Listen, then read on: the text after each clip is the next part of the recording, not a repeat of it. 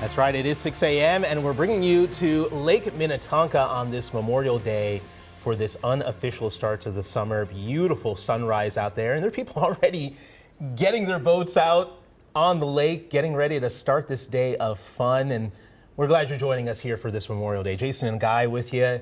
Big day for a lot of folks, lots of barbecues, lots of lake time, lots of pool time. Looks like the weather is going to be great for that. Yeah, get up early, get on it. Yeah, and get the day started. We're the winners today with sunshine and warm temperatures.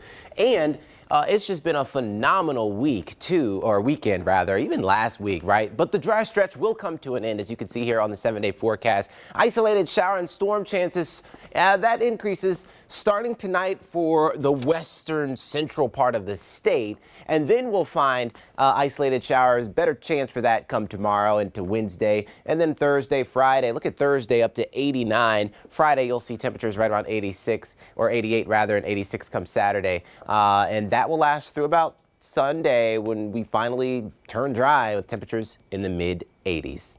I've also got you covered this morning on traffic. You'll see we are in the green, so it seems like everybody is resting this morning and enjoying their Memorial Day, as you should. I'll keep you updated if I see any incidents. Jason?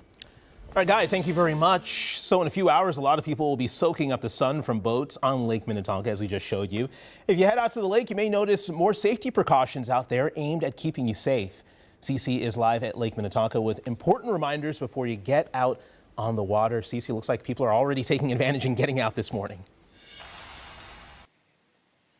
Gosh, they are. Really, the early bird gets the worm, clearly, because a lot of people are out here. We've seen over 10 boats out here already this morning. It's only 6 a.m. We see people fishing out on the shoreline, so a lot's happening already this morning. It's only going to get busier as the day goes on, so it's going to get busier. More patrols are going to be out here, so keep that in mind. If we take a look out here, too, as it becomes more busy, officials are really going to start prioritizing your safety when more people are out here. So not only will there be more patrols, but they're also going to be introducing a new rule out here. So if you're going to bring your boat out here, all boats must maintain a speed of 5 miles per hour or less when you're within 300 feet of the shore. So that's really doubling the distance from years past. There's other rules that you have to follow too when you're out here, like wearing your life jacket and not just bringing it.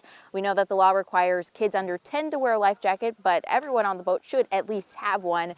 Checking safety equipment also important when you're out here, like navigation lights, sound producing devices, fire extinguishers, carbon monoxide detectors, and also inspecting that engine cutoff lanyard and making sure that you're actually wearing it in case of an emergency.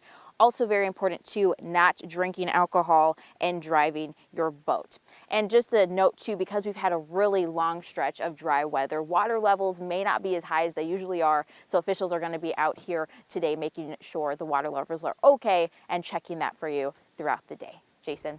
All right, I want you to have a fun day, but I want you to have a safe day on the lake as well. So got to be careful out there. Cece Gaines reporting live this morning for us. Thank you.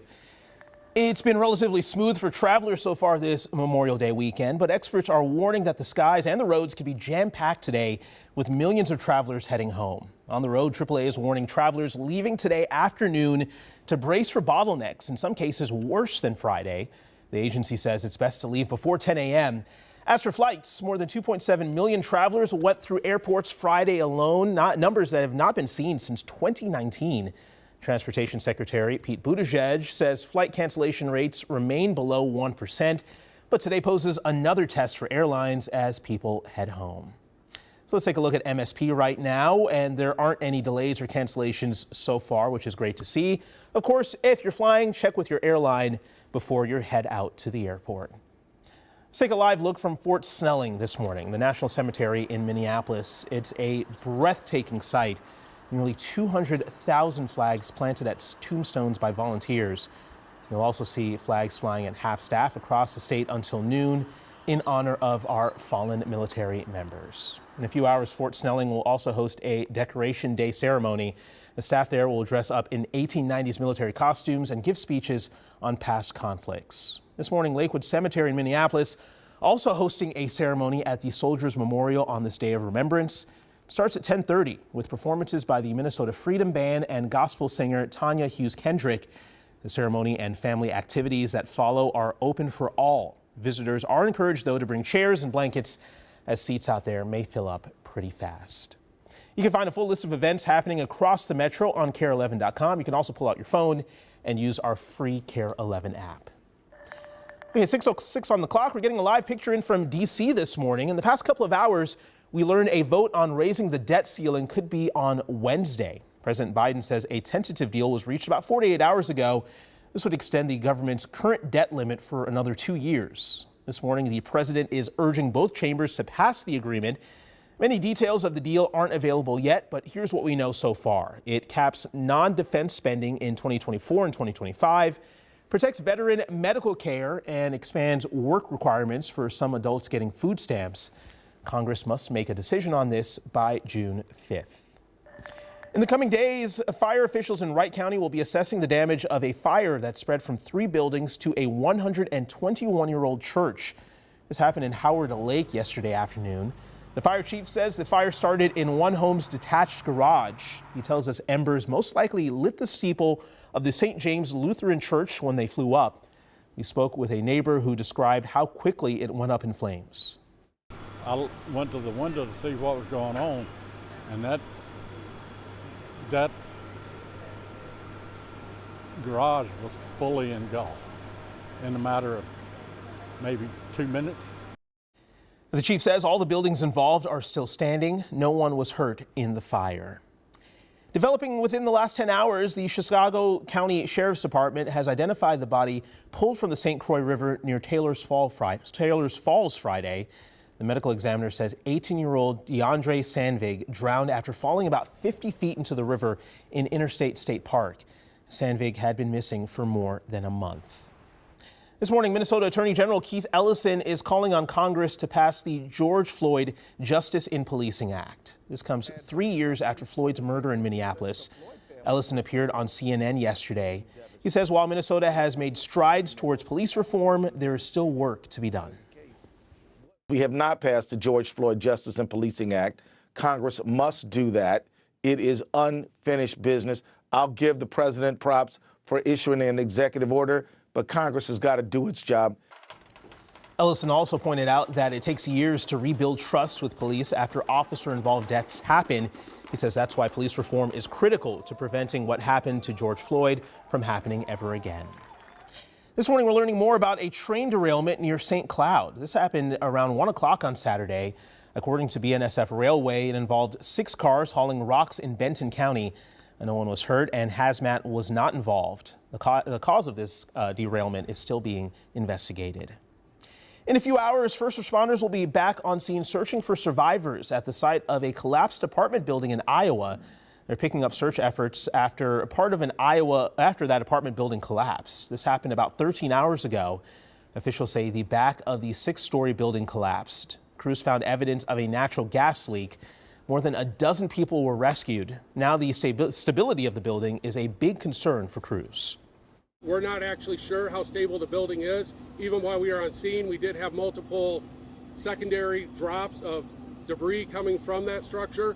We want to make sure that all of our responders are able to process through in a safe manner, but we still want to get through there as quickly as possible. It's still not clear how many people are now without a place to stay. Let's take you back outside now. You're looking out over the metro as the sun rises here on this beautiful Memorial Day. Many of you planning to spend the day outside, but gotta tell you here, there's an air quality alert in effect right now. This alert covers the Twin Cities and other parts of East Central and Southeast Minnesota. It's expected to reach a level unhealthy for sensitive groups. So that alert lasts until 8 p.m. A lot of people excited to get outside, Guy, but if you're in one of those sensitive groups, you got to be careful. Absolutely. Yep. You got to be careful. Maybe limit your time outdoors and take some breaks inside. And you know, still try to enjoy your Memorial Day holiday, right? So I don't want to be a Debbie Downer here. We will reach code orange later on this afternoon once the sun is shining bright and temperatures start warming up to the 80s and traffic starts to increase. That's going to bring some nasty air to the surface today. So that will include a good portion of the state. As you can see, it's stretching as far east into western and central Wisconsin. Also some fire weather conditions. Now, no red flag warnings, just heads up with low humidity levels, breezy conditions. The possibility is there for anything to start, could spread rapidly out there. So just, keep that in mind for your Memorial Day. All right, let's take a look at radar. Things pretty much quiet. You have some activity here over in North Dakota, but for the most part, we're waking up to a spectacular sunrise, as you just saw from our sky camera.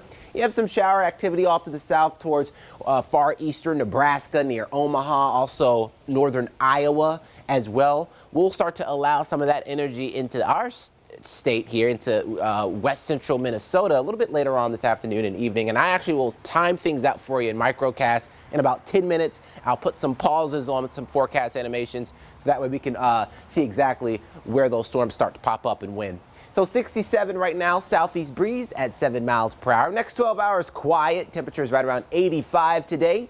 Overnight, we'll see some passing clouds. Tomorrow morning, maybe a spotty shower, right? Maybe. And I'll show you what I'm talking about again here in about 10 minutes. But otherwise, we'll keep isolated shower storm chances in the 7-day through Saturday. So get ready for a summer-like pattern. Jason?